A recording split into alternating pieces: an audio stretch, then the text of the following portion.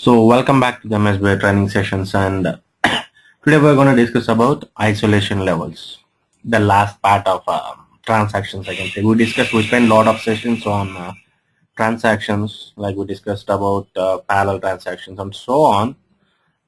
Now let's discuss about isolation levels. Before starting the discussion about isolation levels, I just want to add a couple of things. I just want to answer to a couple of people who are adding so many comments to my videos. Let's start with the funny part of it. I have fan following in YouTube, right? People are enjoying the videos. So even though it sounds funny, but it's fact. And thanks to all the guys who are watching the videos in YouTube. And the next thing, to answer a couple of questions asked by a couple of viewers. The first question, they want videos on triggers, stored procedures, and functions. Yeah, sure, I'm gonna do that. And once this isolation levels is done, the next video will be on triggers, and the later video will be on indexes or stored procedures and functions. Everything will be covered. And the next question is people are waiting for MSBI, SSIS videos. So I can't jump from SSIS to SSIS without covering this SQL Server advanced concepts, and hence the delay. The videos will be started soon, like after completing this SQL Server advanced concepts, we are gonna surely jump into SSIS concepts. And people asked about SSRS videos pointing to MDX database, SSIS cube database. That means it's generating SSRS reports using MDX, and surely I'm gonna create a couple of videos on that. Why? Because it's very useful concepts. And few guys asked about dashboards in SSRS, using SSRS. There is nothing called dashboards with using SSRS. Dashboard is nothing but you can create a dashboard using .NET or any programming language with reporting tool like SSRS plus .NET or SSRS plus Java or SSRS plus SharePoint. So without the combination of front-end tool, you cannot design the dashboards, and there is nothing called dashboards using SSRS. In dashboards, you will use SSRS reports. So I'll try to explain. I will try to clear the doubt in one video, and I will upload it soon. Okay, I'll work on that one. So that's it about YouTube and my videos and the queries people ask me, to which I didn't answer in YouTube. And now let's start with the isolation levels. One of the properties of transactions is isolation. If you see ACID properties, atomicity, concurrency, consistency, isolation, and durability. And if you really make the transaction isolated from the other transactions, then the availability of the data will be significantly reduced. It will be very, very poor availability of the data, because the read operations in one transaction blocked by the write operations in the other transaction. Let's say if I really make the transactions really make the transactions as isolated one. Let's say this is one transaction and this is one transaction, and these are accessing the same data. If I really make these two transactions as isolated, you know what is meant by isolated. Already we discussed about it, isolation part. So if I make this one as isolated, when this is accessing this data, for example, this particular transaction is accessing this data, then this data will not be available for this. When this transaction is reading data, I can always read the data, right, from this transaction too. But if you make these guys as isolated, then it will be a lot of problem. The data availability will be very, very poor. I mean, you won't have a good amount of data available always. Why? Because it will be blocked by other transaction. So we have isolation levels in SQL Server. If the data availability is the important issue for you guys, then the property which can be very helpful to you is isolation levels. Isolation levels, generally they specify the degree to which data being retrieved in a transaction is protected from changes to the same data by other transactions. That means, let's say if I have one transaction and if I'm trying to access it, and these isolation levels will say how up to what extent the other transaction can modify it. Why? Because another transaction is reading it. While one transaction is reading, the other transaction is modifying, then you can set some isolation level. Man, don't update until I read the data completely. Or man, I don't bother about the updations that you're doing. You continue updating, or I'll continue reading. I don't bother whether you are giving me correct data or not, whether I'm getting correct data or not. I will read whatever I get. So like that, there will be so many scenarios. So for each scenario, you can set some isolation level. There are 5 different isolation levels which is supported by SQL Server and database services. So using these isolation levels, you can make the data available for other transactions. And let's discuss about all those isolation levels one by one here. So before jumping into the discussion about isolation levels, the main advantage of isolation levels is it avoids the concurrency problems. Using these isolation levels, you can put an end to the concurrency problems. What were the concurrency problems? Like lost update, dirty reads, non-repeatable reads, and phantoms. We had one complete session on these concurrency problems. So you can avoid these kind of concurrency problems using these isolation levels. If you want to know about these concurrency problems, you just go back and browse the video in which we discussed about concurrency problems like lost update, dirty reads, and non-repeatable reads, and finally phantom reads. Now let's jump into database engine isolation levels. Actually, database engine and isolation levels, if you see under this, it supports 5 different types of isolation levels. What are those 5 different types? The first one is read uncommitted. Next one is read committed, and the third one is repeatable read, and fourth one is, I don't know the spelling of this, serializable. Yeah, I spelled it correctly. Serializable, and finally snapshot. So these are the 5 different types of isolation levels that are available in SQL Server.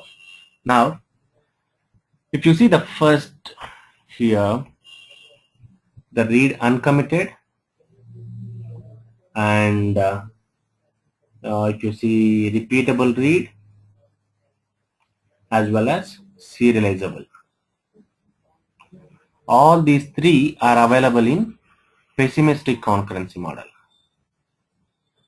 I hope you guys still remember what is the definition for pessimistic.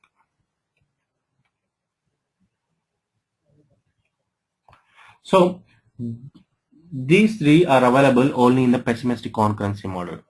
So what is meant by pessimistic concurrency model? It will think that there may be chance of blocking, and hence it will apply locks. So read uncommitted, repeatable read, and serializable, all these 3 falls under pessimistic concurrency model, or I can say these 3 will be available only for pessimistic concurrency model. So that means whenever you are applying any one of these 3, then it will apply locks. It will be on safe side. It won't wait for the last moment to get deadlocks and all, and then it will try to resolve it. It won't try that. It will be always on pessimistic side, like there may be chance of having deadlocks, so better I apply some locks. And if you see the remaining 2, the snapshot, this takes optimistic concurrency model. I can't write the spelling properly here. Just adjust. Optimistic concurrency model. And if you see the remaining one, the read committed, will fall on both pessimistic as well as optimistic. So the 3 the 3 isolation levels, read uncommitted, repeatable read, and serializable, are available only in the pessimistic concurrency model, whereas snapshot is available only in the optimistic concurrency model, but read commit is available in both optimistic as well as pessimistic concurrency models. And let's see one by one. Like, let's start with the read uncommitted and see what a particular isolation level means and how to apply the same in your SQL queries. Let me take this pen out. Yes. Okay. Now let's start with the first one, that is read uncommitted. This is the simplest one of all the isolation levels. And this provides the simplest form between two transactions. Let's say that generally these isolation levels will come into picture when two transactions are executing in parallel, and when these two are accessing the data, then these isolation levels will come into picture. Our intention, the main reason for isolation levels is when two transactions are executing in parallel, then you want, as per the properties of transactions, it should be isolated. It cannot be completely isolated. Why? Because the data availability will be very less. So this isolation level will make the balance. As you all know, the transaction properties starts with ACID, right? It has ACID properties. I means isolation. That means only when two transactions are going in parallel, then only this isolation will come into picture. So if this guy wants to be isolated, then the data that is being accessed by this guy will not be available for this guy. That is the problem, or else the isolation will be a best advantage. If this is isolated and this is isolated, then there won't be any problem, right? There won't be any problem for deadlocks and all, if these two are really isolated and executing in two different kind of blocks. The main problem comes when the data availability, when this has become completely isolated, the data availability will be very poor for this. So to avoid this, we are getting these isolation levels into picture, and now we are discussing about the first isolation level, that is read uncommitted. So between two transactions, this is the simplest form. This is the simplest isolation level that you can proceed. The name itself, you can see the name is saying read uncommitted. Whether the first transaction is committing the data or not, I don't bother. Read it. Whatever it is available, read it. So let's say the first transaction is committing, inserting some 1,000 records. Okay, observe this very carefully. I have already 1,000 records in it. Okay, in a table, and this transaction is inserting one more 1,000 records into this particular table.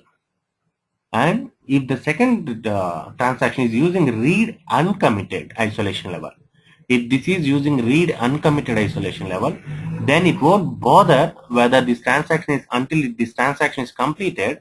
If this started executing, and it will read whatever the data that is present here, it won't bother whether it is committed or not. Okay, if it reads some data, whatever the data that is present here will be read. So this is called read uncommitted. I don't bother whether it is committed or not, and just get me the data, whatever is available in the table. It does not isolate the read operations from other transactions at all. If you see, this is the second transaction which is trying to read the data. This is not being isolated, right? It is not stopping. It is not blocking anywhere. It is not isolate the read operations. It is just allowing the second transaction to read the data. Okay. Now, if you see this example, already 1,000 records are there, and it started inserting the 1,000 records more. And if this guy started reading the data, by the time it reads the data, let's say there are 1,500 records in the particular table. Okay.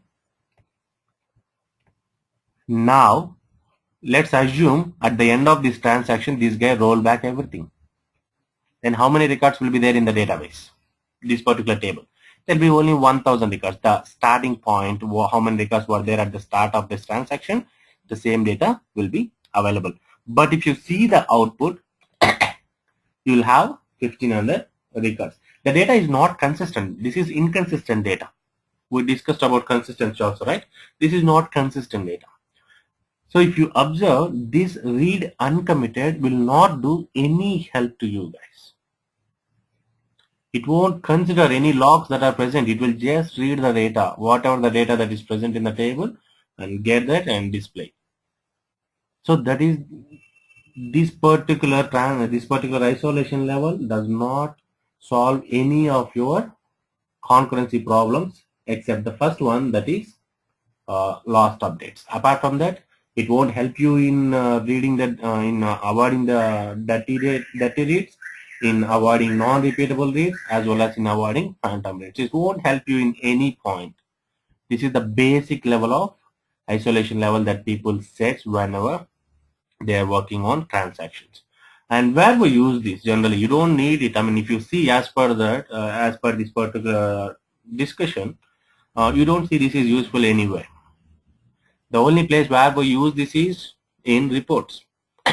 At that particular point of time, whatever the data that is present in the database, just pull and show in the reports. So if that is the case for you, then you can go for read uncommitted, so that it will read whatever the data that is present in the database, and it won't bother whether there is any update log or exclusive log is available. It will just read the data and display whether it is inconsistent data or consistent data. It won't bother. It just reads even before the data is committed. That is why the name read uncommitted. Even though it is not committed, just read the data. Now, let's see the next one. For that, let me clean the board. The next one is read committed. As I already told you, read committed can be used in both pessimistic as well as optimistic concurrency models. And this is available for both. And let's discuss about the pessimistic concurrency model, how it behaves when you use this read committed in pessimistic concurrency models. Let's say you have one transaction, again a read transaction here, which reads the data from a particular table, and another transaction, let's say T2. Let's say this is T and this is B, easy to write. Okay. Now, this guy is inserting data into a particular table or updating data in a particular table. Let's say this is your table. And this guy is reading data from this table. If it is read uncommitted, what it was doing, what it will do, it will just pull the data. It won't bother about whether exclusive lock is there or on the particular table or particular row. It won't bother about anything like that. Okay. But this read committed, generally any transaction that reads a row and uses the read committed isolation level, it will check whether there is any exclusive lock is placed on the particular data or not. In this particular data, whether there is any exclusive lock or not. If any such lock is available, then the transaction will not fetch the data. Or if no such transaction, no such lock is available, then the transaction fetches the data. So that means this guy will be updating the data. While updating, generally what people will do, they'll apply exclusive lock. So this guy, if you set read committed as the isolation level for this transaction, this particular transaction, it will go and check whether there is any exclusive lock is set on the particular data or not. If it is set, then it won't fetch the data. It will fetch only the data where that exclusive lock is not set, so that it will not allow to read dirty reads. So this guy will help you in avoiding the dirty reads.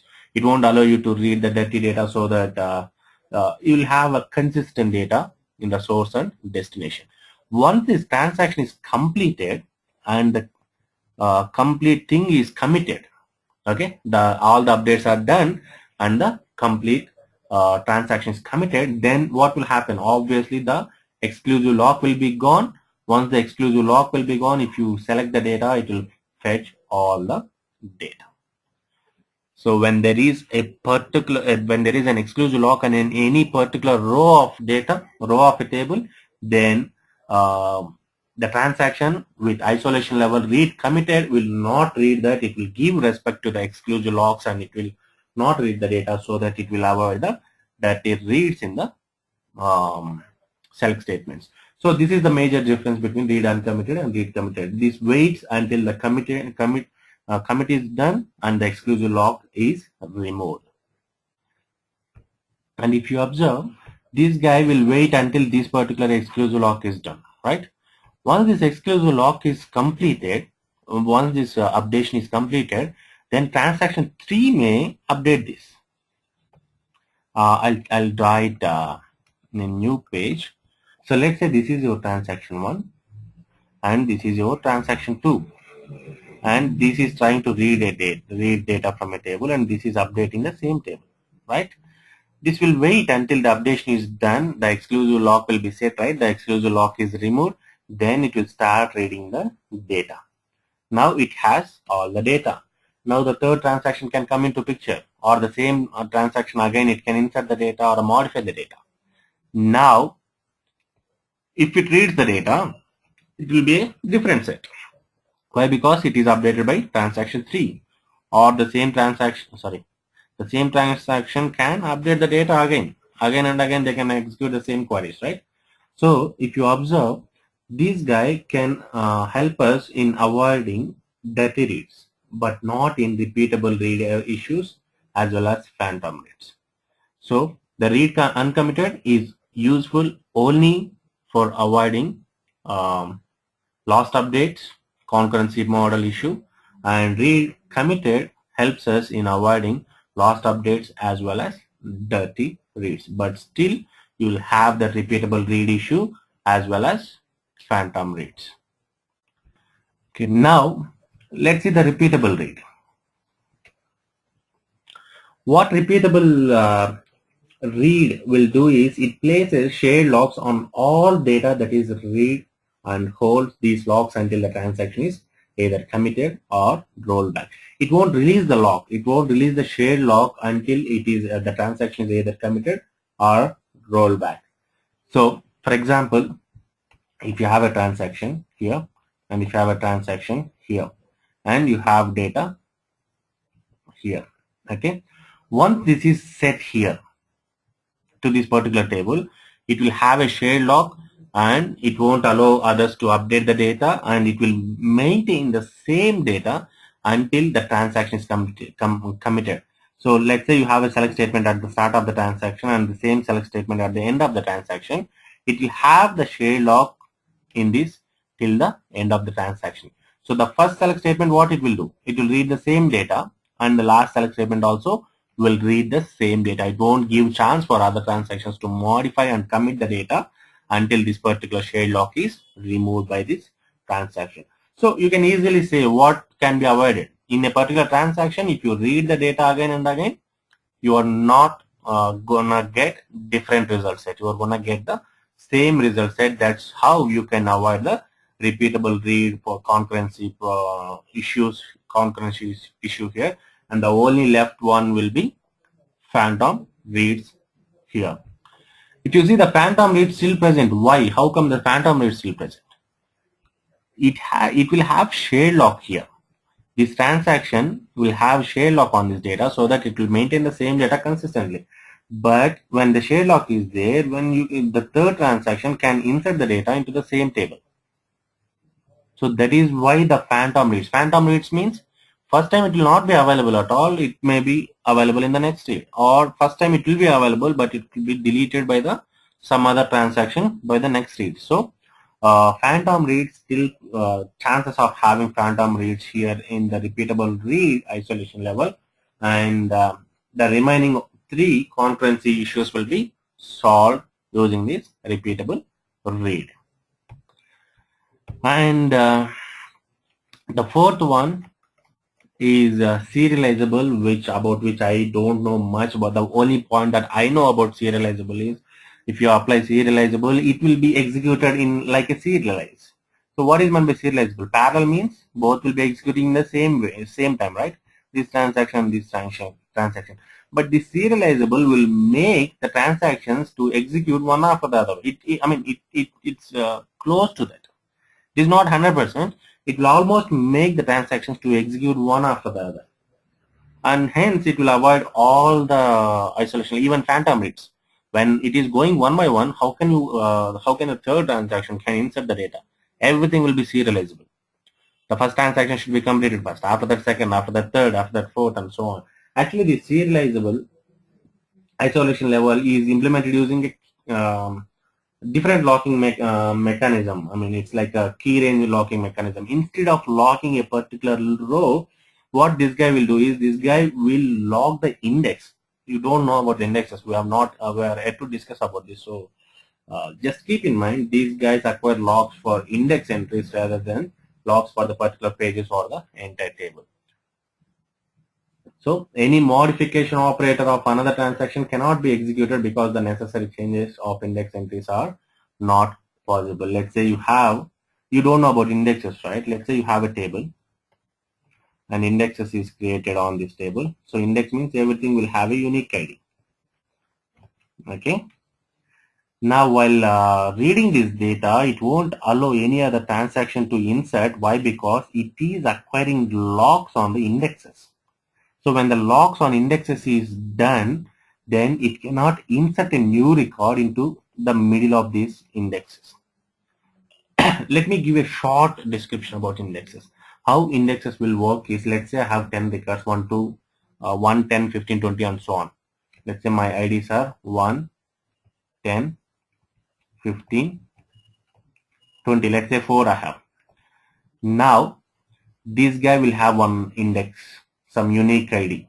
I don't want to give anything. Let's assume this guy will have one unique index, one unique ID, and everything will be ordered in ascending order if you have clustered index.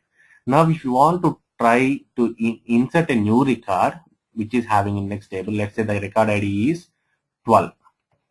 What it will do is it will go and find out the place between 10 and 15 where it fits, then it will insert here and the indexing will be modified and it will be set here. So when you have locks on these indexes, then how can you modify this data? So it won't allow inserting any new records into the table or deleting the data from the table until the locking is released. So this is how the phantom reads and everything will be removed. I mean, all these concurrency related issues can be removed using the isolation level serializable. If you observe these, the first one is useless. I can say almost. The second one is little better. Third one is too better. And the fourth one is best. The last one is will have all the it will solve all the concurrency issues, whereas the first one will have the very little problem solving or concurrency issue solving capability. But if you observe at the first level, at this level, the data availability will be very high. I mean, the other transactions can make use of the data, but this level, the other transactions can't make use of the data. Even any particular table, you can't insert the data, anything. So the data availability will be decreasing from here to top, whereas the other one, the concurrency solving issues will be increasing from here to. So if it has more concurrency issue solving capability, then it will have less data availability. This is next best in concurrency issue solving, and data availability also next best. So always remember these two are inversely proportional. When the concurrency issues are completely solved, then the data availability will be very less. When the concurrency issues are partially solved, then the data availability will be better. When the concurrency issues are not at all solved, then the data availability will be too high. And these transaction isolation levels, before going to see the examples, these transaction isolation levels can be given by using the set operator.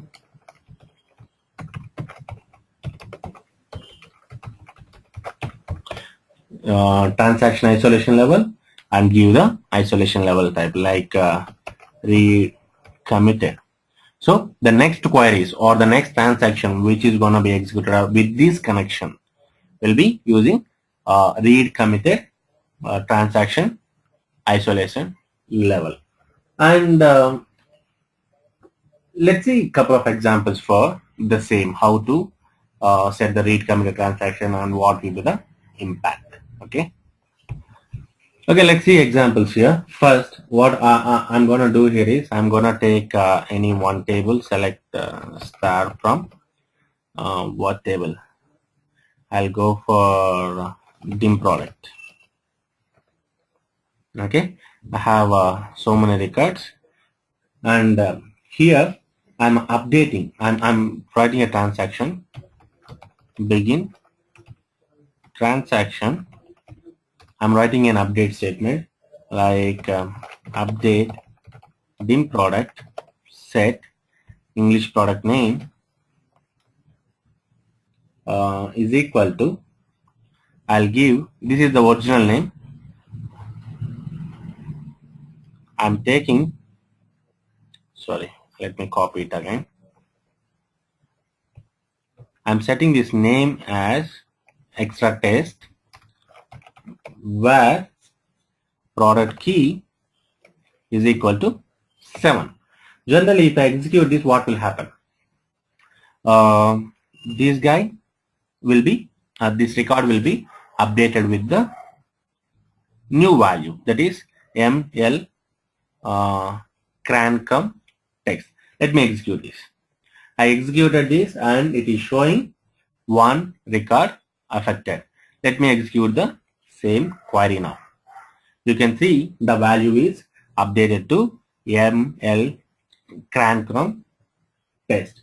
Now let me take a new window. I'm taking a new window. This is where I executed the earlier query. Now I'm taking a new window and I'm gonna execute the, I'm gonna create one more transaction where I'm gonna set the transaction isolation level to read uncommitted. Okay. So for first, how I have to set transaction isolation level read uncommitted, and I'm taking select star from dim product where product key is equal to 7. Now what will be the output? What I can expect here? As per the read uncommitted definition, what will be the output here?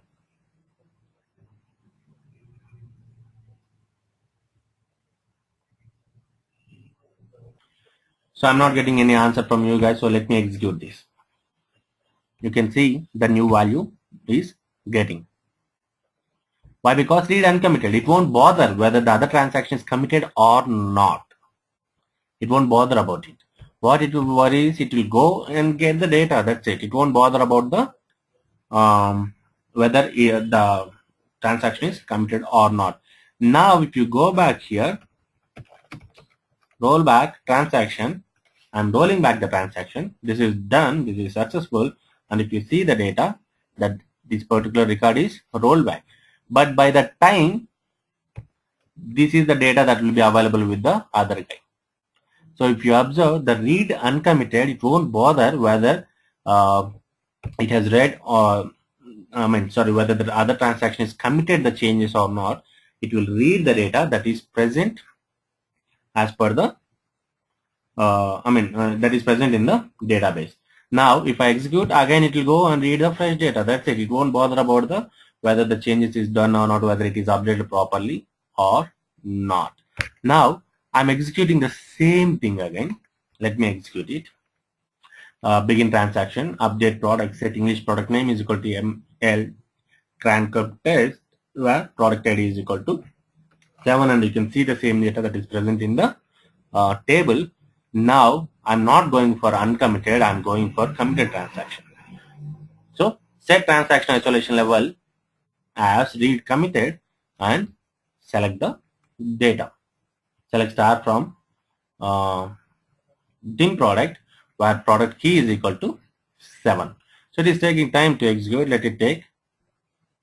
So if you wait for so long, it will be the same case. It won't read the data until you commit the same transaction or roll back the transactions. So let me commit the transaction here. So as I said, if you see, it won't read the data. Why? Because an exclusive lock is set on the second record, on the second transaction, on the particular table. So it won't read that particular data. Why? Because it is locked by another transaction, right? If you observe, when I commit the transaction, immediately the next second it read the data.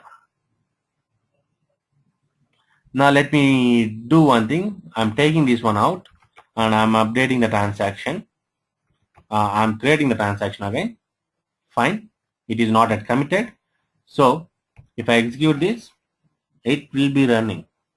Why? Because an exclusive lock is set, and this guy will wait until it either commits or rollbacks. So the read commit, generally if you go for this in any reporting part, then you are gone. When the other guy is updating the data on the other side, then it will wait until the data is completely committed. So if you go here, if you observe it, and if I commit it, it will become ML cranktrum, the output of this particular query. And if I don't commit, if I roll back this, then it will be ML cranktrum test, the output of this particular select statement. So if you see, if you observe, it is already 40 seconds gone, still it is reading the data. Why? Because the lock is set on the other side. And sp_who2 will give you a little bit of information about the same. Let's see whether, see, this is suspended, a select statement. It is suspended because of some other, that is 55, runnable. So there will be some blocks occurred because of this transaction. Isolation level we set, and that this particular transaction is not committed, and this is trying to read the data using the transaction level read committed. That is why if you see, it is 1 minute 22 seconds, 24 seconds. If I commit it, then immediately it will get the data. Right? This is the advantage. Read committed will not read you dirty data. If another side, if it is updating, and here you won't get that. You won't get the updated one until it is committed or until it is rolled back. That is the advantage of these particular isolation level. That is read committed. It will make sure that no exclusive locks is set on the other transaction which is blocking this, or which is executing in parallel with the same, with this transaction to read the data from the same resource.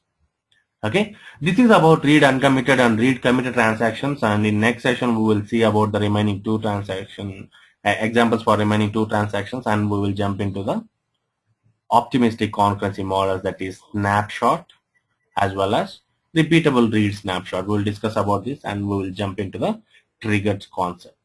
Thank you guys.